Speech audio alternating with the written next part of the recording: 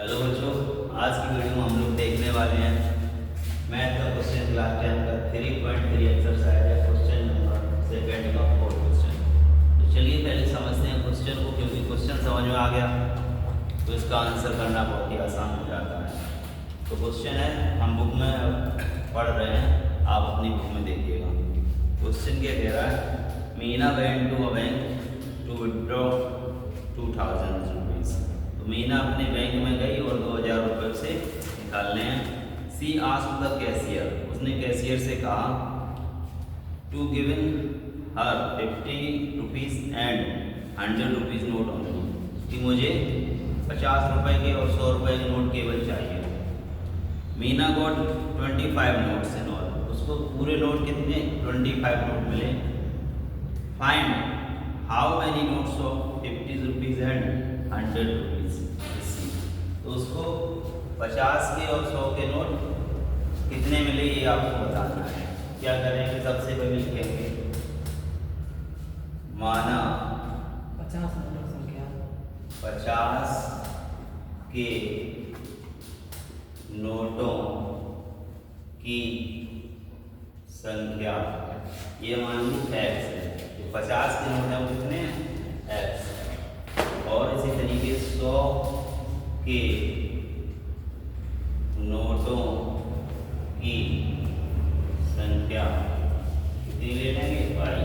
The number of rupees 5 note x, the number of rupees 100 note y।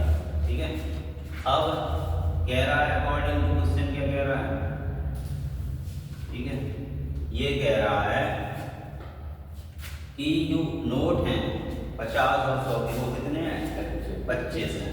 तो 50 के note x, 100 के note y, तो दोनों को ऐड करने में कितना आना चाहिए 25। तो यहाँ पे हमारी फर्स्ट इक्वेशन ये आ जाएगी। फिर कह रहा है, उसने पहले ही कही है कि मुझे 2000 रुपये चाहिए। कितने रुपए 2000 रुपये चाहिए। तो टोटल रुपए उसे कितने मिलेंगे 2000 ही तो मिलेंगे। तो बताओ 50 के नोट अगर 10 आए तो 10 गुणा 50 करेंगे। तो यहाँ 50 के नोट कितने x, तो 50 गुणा x करेंगे, है ना, प्लस 100 के नोट कितने हैं y, तो 100 गुणा y करेंगे। जितने 50 के नोटों की संख्या है वो और जितने 100 के नोटों की संख्या है वो जब सारे रुपए जोड़ लेंगे तो कितने बराबर हो जाने चाहिए 2000, क्योंकि 2000 ही निकाल रही है। तो ये समझना है यहाँ पे। तो ये हो जाएगा कितना 50x और ये 100y बराबर 2000। थोड़ा और यहाँ से 50 कॉमन ले लो, तो x प्लस 50 का y करो 2y बराबर 2000। 50 चला जाएगा बटे में, तो x प्लस 2y बराबर 2000 और बटे में 50। एक जीरो से जीरो भाग लग गया, 5 से 200 लगाएंगे, 5 चौको 20 और 5 का जीरो में जीरो। तो क्या इक्वेशन बनेगी x प्लस 2y बराबर 40। ये आएगी इक्वेशन सेकंड। फर्स्ट सेकंड पता है, सेकंड भी पता है, तो आपके पास दो चीजें हैं। उसने कहा है कि एलिमिनेशन मेथड से, तो एलिमिनेशन मेथड से करेंगे। x बराबर है, बस माइनस करना है।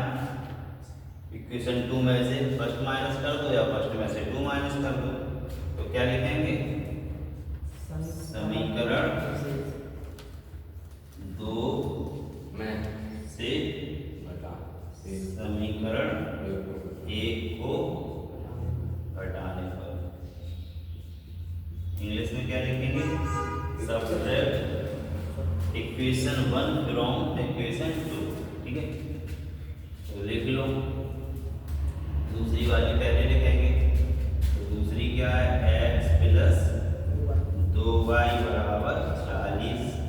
पहली क्या है x प्लस y बराबर 25। अब घटा रहे हैं, घटाने पे क्या होगा, चिन्ह को बदल लेंगे, ये माइनस ये माइनस ये माइनस।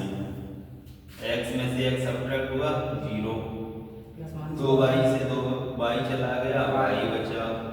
40 में से 25 घटाए 15 बचा, तो y कितना आया 15, यानी कि 100 के नोट कितने हैं? 15 हैं।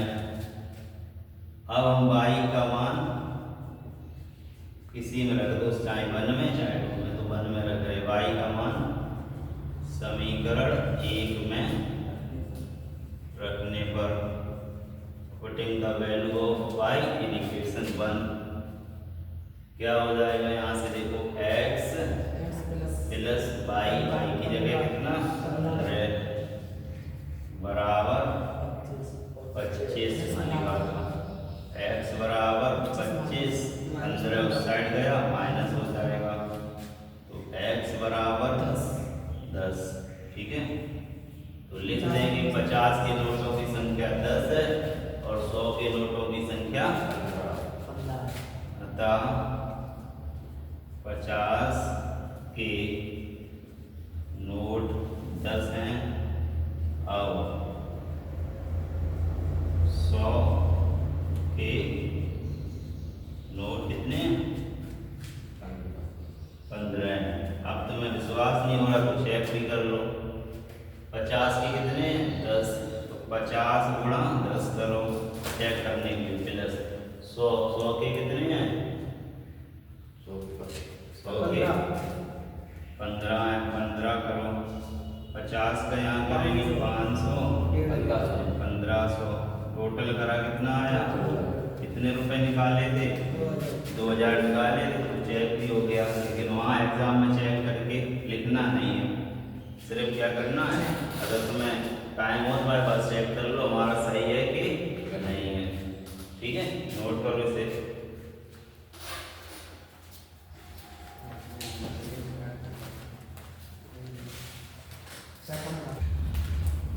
अब बच्चों हम लोग देखने वाले हैं 3.3 का एक्सरसाइज 3.3 का लास्ट क्वेश्चन, जो कि है क्वेश्चन को पढ़ रहे हैं आप अपनी बुक में देखिए। क्वेश्चन क्या कह रहा है? किराए पर पुस्तक देने वाले किसी पुस्तकालय पर प्रथम 3 दिनों का एक नियत किराया, 3 दिनों तक फिक्स किराया लगता है। जैसे आज 5 लगा, कल 5 लगा, परसों 5। 3 दिन के लिए अगर आपने किताब ली तो फिक्स चार्ज है। उससे ज़्यादा दिनों के लिए किताब लेंगे तो अलग किराया है, तथा उसके बाद प्रत्येक अतिरिक्त दिन का अलग किराया है। ठीक है, आज जैसे 5 3 दिन तक लगा, फिर बढ़ जाएगा अगर ज़्यादा दिन तक लगे, या कम भी हो सकता है, लेकिन अलग लगेगा। तो फिर सरिता ने 7 दिनों तक पुस्तक ली, एक बुक ली पढ़ने के लिए, तो 27 रुपये उसने दिए। जबकि सूसी ने कितने दिन तक ली? 5 दिनों तक पुस्तक रखी और 21 रुपये जमा किए। तो बताना कि फिक्स चार्ज या नियत किराया वो कितना लगेगा और जो अतिरिक्त लग रहा है वो कितना लगेगा। तो 3 दिन का तो फिक्स है, सूसी ने 5 दिन तक रखी और सरिता ने 7 दिन तक। तो लिखेंगे हम लोग क्वेश्चन नंबर 2 का कौन सा है? लास्ट 5वां है। क्या लिखेंगे? माना फिक्स किराया यानी कि नियत किराया रुपए x है। ठीक है, और उसके बाद का किराया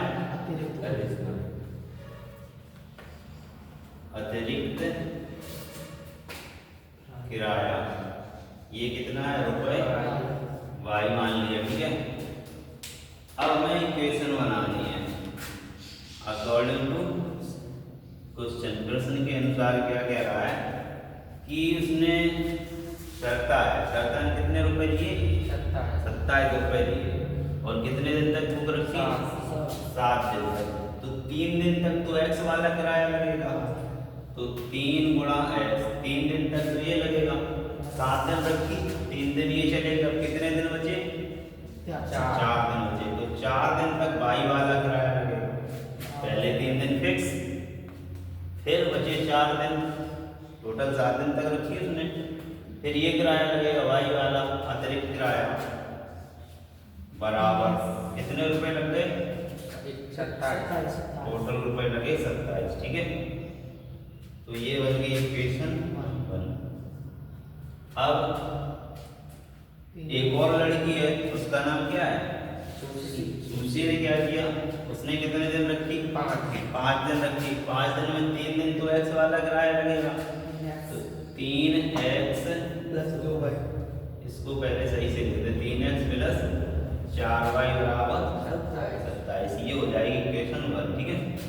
और जब सुशी की बात आएगी तो 3x तो उस पे भी लगेगा, टोटल 5 दिन रख रही है, तो 2y और हो जाएगा 2 दिन, तो 3 तो 5 दिन हो गए, टोटल कितने रुपए दिए उसके? तो 31 रुपए। ये इक्वेशन थे। अब इनको हम लोग क्या कर लेंगे? सॉल्व कर लेंगे। तो देखो 3x बराबर है, तो इसको ही माइनस कर दें, तो क्या लिखेंगे? समीकरण 1 से समीकरण 2 को घटाने पर। अगर तुमने वहां लिख दिया समीकरण 1 से 2 को घटाने पर, तो इसका मतलब क्या हुआ? समीकरण 1 से सिर्फ -2 कर रहे हो, पूरी माइनस जाएगा, है ना। और ये लिखा समीकरण 1 में से समीकरण 2 को घटाने पर, तो मतलब है कि इस लाइन में से ये लाइन घटाई जा रही है। तो ध्यान रखना, समीकरण 1 से अगर कितना लिख दिया, इतना 2 को घटाने पर, इसका मतलब क्या? वो सिर्फ 2 माइनस कर रहे हैं संख्या 1, जबकि हम कर क्या रहे हैं? समीकरण 1 में से समीकरण 2 घटा रहे हैं, इक्वेशन फर्स्ट में से इक्वेशन सेकंड घटा रहे। तो ये लिखेंगे सबट्रैक्ट इक्वेशन 1 फ्रॉम इक्वेशन 1 2 से घटा रहे हैं ना। अगर 1 को 2 से घटा रहे तो क्या लिखेंगे? Subtract from equation 2 from 1। 1 से 2 को घटा रहे तो क्या लिखेंगे? Subtract equation 2 from 1। जिसमें से घटाएंगे वो फ्रॉम के बाद लिखेंगे, ठीक है। तो यहाँ पे 1 में से 2 घटा रहे हैं, एक लिखो तो ऊपर 3x प्लस 4y बराबर 27। दूसरी क्या है? 3x प्लस 2y बराबर 21। माइनस करेंगे तो साइन चेंज कर दो, माइनस माइनस माइनस। 3x में से 3x घटाया, 0 बचा। 4y में से 2y घटाए, 2y प्लस के बराबर 27 में से 21 घटाए, 6 बचे।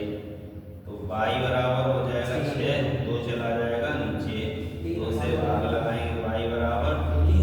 तो नियत किराया तो अभी पता नहीं चला, अतिरिक्त किराया y था, वो कितना आ गया? 3 रुपए। ये मान उठा के रख दो 1 में या 2 में। तो समीकरण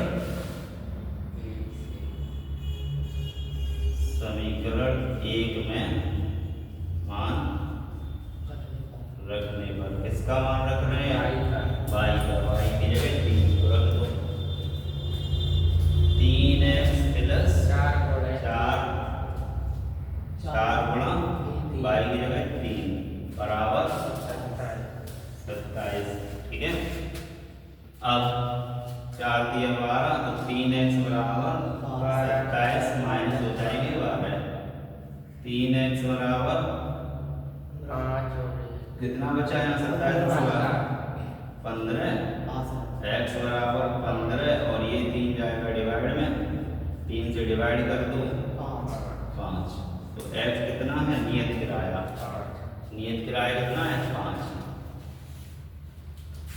तो लिख देंगे अतः सब नियत किराया बनता है, नियत किराया कितना है?